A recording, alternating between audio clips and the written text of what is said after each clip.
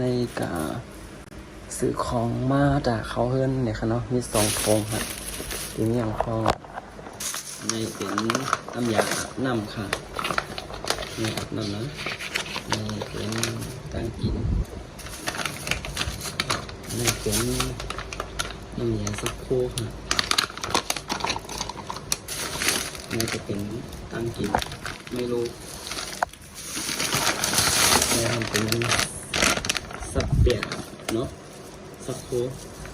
กำมันห้องสับเปียกมุ่งสเปียนั่นแหละสับเปียกอะไรฮะ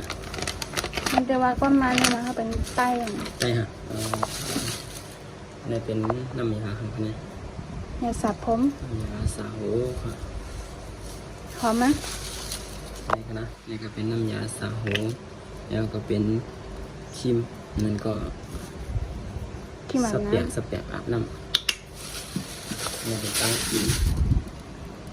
นี่เป็นเฮอร์บูบอยนี่ครับนี่เป็นน้ำแดงครับนี่เลือดนี่ปลาแอบค่ะอันนี้1 แอบ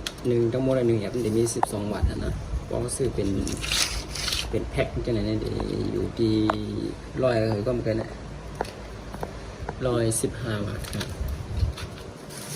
อันนี้ก็มาข้าวซอยหม้อเป็นมาในอยู่ที่100 ปลายมันของ6 วัตต์ตัวนี้นะมันเป็นนมครับลอยใบที่ไหนมันเป็นนมครับลอยใบที่ไหน65เองต่อเลยฮะ65 วัตต์ครับใจป้อนนั่นนี่ก็เขาพอซื้อเป็นถุงนี่ครับแพ็คนะพอซื้อเป็นถุงเล็กๆอยู่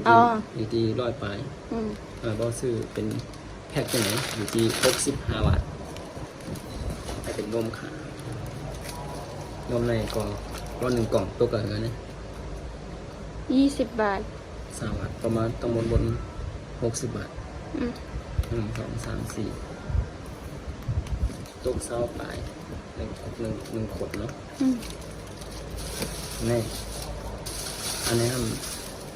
มันถูกลงฮะอันนี้1 อันใน